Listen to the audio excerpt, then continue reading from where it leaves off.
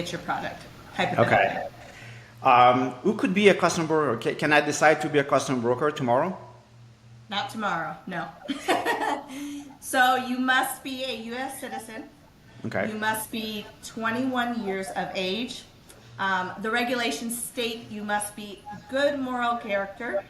They do not get very specific on what you can and can't have in terms of previous issues with the law, but I will tell you that they really dive into monetary issues. So bankruptcies, money laundering, anything like that. A conviction that maybe is not like misdemeanor and not money related, they look at it and they will interview you about it, but they just state good moral character. So I think that can go either way.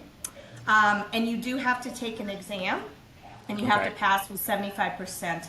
The typical passing rate for this exam is less than 13% each Oh time. wow. Okay. It's a very difficult test, and it's very it gets very legal and very specific. So that part is difficult. Once you have those things, you apply and you are interviewed, and then you have to be approved. So it's quite the Okay. process. Interesting. And I guess when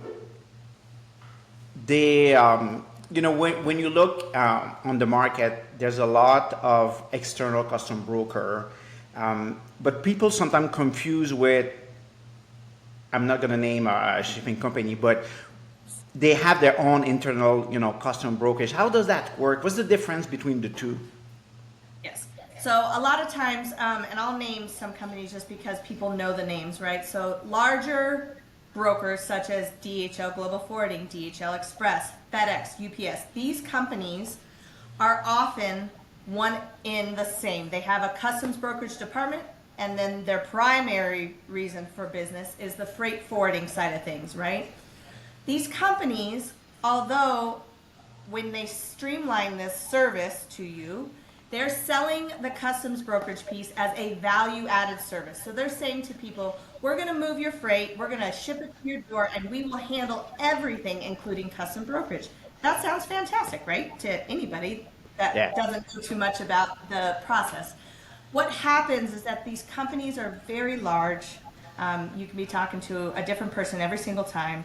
And it's not the bread and butter of their business, right? They make the money in freight, and customs brokerage is kind of this side piece. So when it works, it seems great, shows up to your door, fantastic. But I won't put a number on it. A lot of times your freight gets stuck, somebody's trying to reach out to you for information that is needed, and that is a valid thing. They need the information, but there's a lot of time lost in lost communication, right? So external brokers such as myself tend to focus strictly on customs brokerage.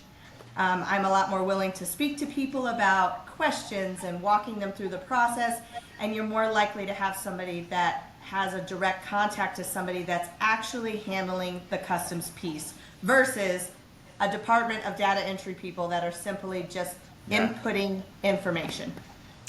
I have to say, we've been doing this since 10 years, and we saw a huge difference in terms of how quickly an external custom broker, like you can speed up the process to get a shipment released by custom or by the FDA, because we're talking about medical devices. And time is money for a lot of those manufacturing companies. Sometimes they need something in the US very quickly because an hospital needs it, a physician needs it. So I think we saw the value on working with external custom broker. And also, like you said, those big shipping company, and we have that experience. If you try to reach out to somebody there, it's a nightmare. You're gonna go in a circle talking to customer services, talking to this person and that person, and trying to get to the right person is very, very difficult. It's time consuming, and it's frustrating most of the time. And I'm not talking bad about those people working there. However, for them, it's a 9 to 4 job. Yes. They click in, click out. They don't really Yes. care about your shipment. No, Yeah, You're and just you a have to number. think, exactly to your point, Stefan, you have to think about their business model. It's very different. And brokers are a dime a dozen. Okay, there's thousands of us. There's thousands of freight forwarders. And it's not to say one company is better than the other. It depends on what your business is looking for and what you need, right? It also depends on what you're shipping. So a large company like that, their business model, just like you said, and they're also, as a side note, they're handling almost a billion, over a billion e-commerce shipments a year. Okay, so you have hundreds of people sitting at a desk that are simply going through a pile of entries. And if they get to your entry and they see they're missing information, they shoot out an email and they put it on the bottom and then they work through their load. It's a very different business model than somebody like an external broker that is going to follow up more and have a more personal touch than somebody that's going through a stack of entries. Yeah, and my impression also is that external custom broker, because it's kind of their passion, because they're their company, their job. I have the impression they know more, and they're more specific. They're look, you know, they. I don't know. I have the impression that they're more by the book also sometimes. So I think it makes a huge difference.